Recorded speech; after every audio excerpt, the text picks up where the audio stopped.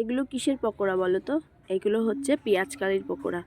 অনেকেই তো পেঁয়াজের পকোড়া খেয়েছো, আর পেঁয়াজের পকোড়া খেতে তোমাদের জানি সবারই ভালো লাগে। আজকে আমি তাই পেঁয়াজ কালির পকোড়া ট্রাই করলাম। দেখো, এত মোটা মোটা পেঁয়াজ কালি ভাজা খেতে একদমই ভালো লাগে না। তাই ভাবলাম দেখি পেঁয়াজ কালির পকোড়া করে দেখি কেমন টেস্ট হয়। তো আমি এগুলোকে প্রথমে ছোটো ছোটো করে কেটে নিচ্ছি। দেখো আমার কাটা হয়ে গেছে, এরকম করে আমি ছোটো ছোটো করে গোল গোল করে কেটে নিয়েছি। আর তার সঙ্গে একটু কাঁচা লঙ্কাও দিয়েছি, অল্পই দিয়েছি কারণ পেঁয়াজ কালি একটু মিষ্টি হয়। আর এখানে আমি 1 বাঞ্চ ধনে পাতাও আমি এর ভিতরে কুচি করে দিচ্ছি।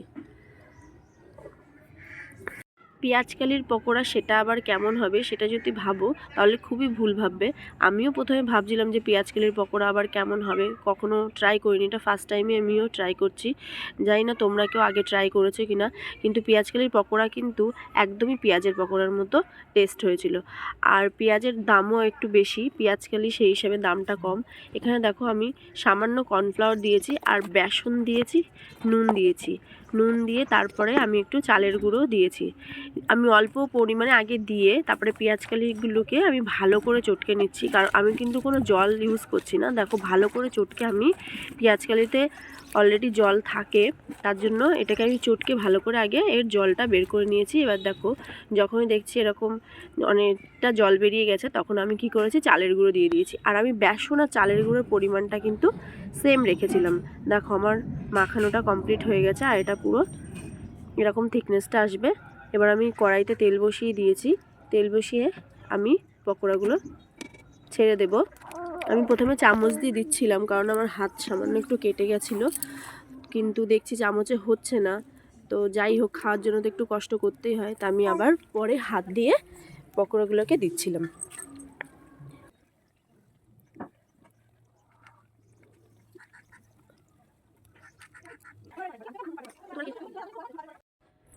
দেখো আমার পকোড়াগুলো প্রায় হয়েই এসেছে, লাল লাল হয়ে গেছে। আমি আরেকটু সামান্য 1 মিনিট নাড়াচাড়া দিয়ে আমি পকোড়াগুলোকে নামিয়ে নিয়েছি। দেখো আমি এবার সেকেন্ড টাইম আবার পকোড়াগুলো দিচ্ছি।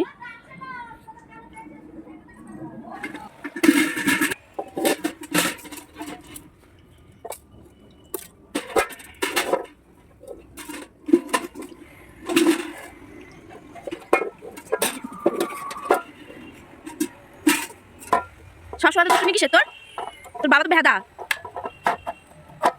তুই এত দুষ্টু করতে শিখেছিস? এই শোনা, দেখো আবার কি ঢুকেছে, ভগবান সব লন্ডভন্ড করে দিচ্ছে। দেখো বাবা কাজে কন্ট্যাক্ট নিচ্ছিস? আরে কাজে কন্ট্যাক্ট নিচ্ছিস বাবা? হ্যাঁ কি করছো?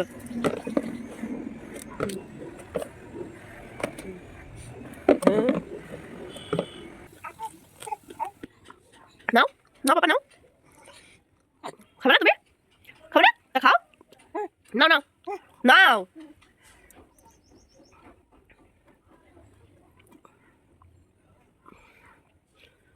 দাও দিদুনকে দাও, দিদুনকে দাও। তুমি কেউ না, দিদুনকে দাও বাবা, দিদুনকে দাও। কেমন হচ্ছে পকোড়া? ভালো হয়েছে।